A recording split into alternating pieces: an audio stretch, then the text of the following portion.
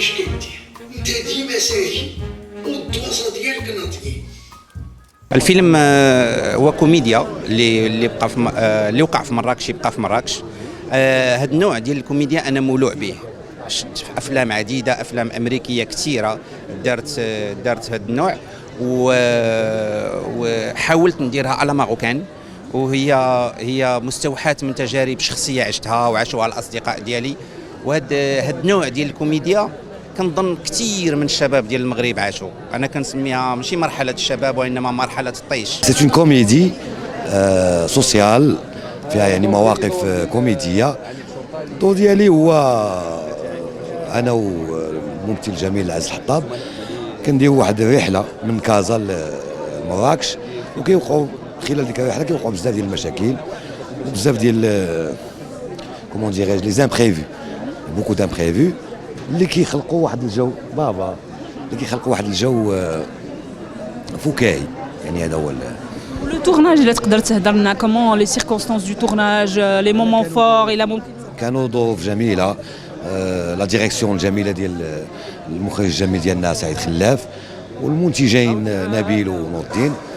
واخا هذه اول تجربه ديالهم في الانتاج السينمائي، مي كانوا يعني ظروف محترمه على الاقل، وكان يعني واحد لو سوتيان بلوز او موان دو كونفور اللي تو بيرمي زعما كريي وانت مرتاح.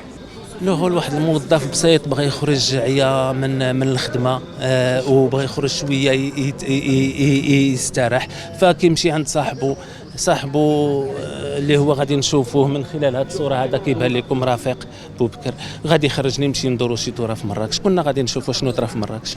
هذا الشاب هذا والطموح اللي عنده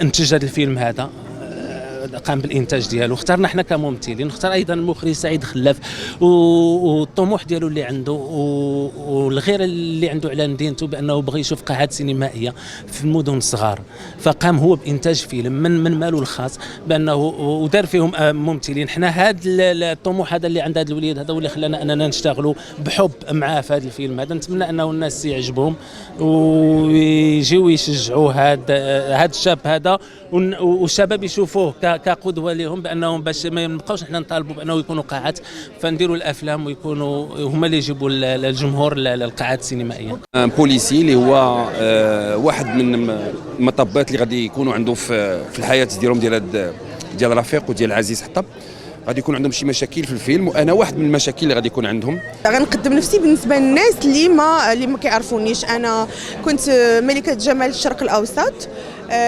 درت برنامج ديال الموضه في لبنان. سي فري كنت شويه غايبه على المغرب، اوكي، ولكن غير الظروف صدقيني بانه انا كنحماق على المغرب وبلادي هي عندي نمبر 1، وكنبغيها هي تكون دائما. غير كنسمع سميت المغرب قلبي كيدير هكا فيما كنت، ولكن الظروف دابا ان شاء الله حاولت ما امكن نكون متواجده اكثر. بالعكس انا درت بزاف ديال لي سيت كون في رمضان، كيف ما قلت لك. وحتى هذا رمضان الصراحه جاوني بزاف د العروض في المسلسلات، بحكم الخدمه ديالي العمل ما قدرتش نتواجد، كانوا عندي دو زوطخ اونغاجمون، دونك ما قدرتش نكون. اش غادي نقول لك، المغرب بالأ.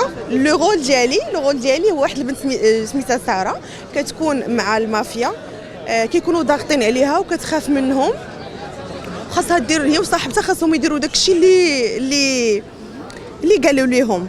على اساس كنحاولوا كيقولوا لنا باش ننصبوا على رفيق بوبكر وعلى عزيز حطاب، ما كننجحوش في الخطه وصافي. انا ما بغيتش نحرق المراحل، دخلوا شوفوا الفيلم اللي وقع في مراكش. يبقى في مراكش فيلم كوميدي اللي في احداث كوميديا، مواقف كوميديا زوينه خفيفه على القلب. الدور ديالي هي واحد السيده اللي غادي تلقى هاد جوج الشخصيات اللي هما عزيز حطاب ورفيق بوبكر نيه، فغادي تستغلهم وغادي تطيحهم في واحد المأزق واحداث رائعه. الفيلم تصور بين اكادير ومراكش في اجواء زوينه، وكنتمنى ينال اعجاب الجمهور.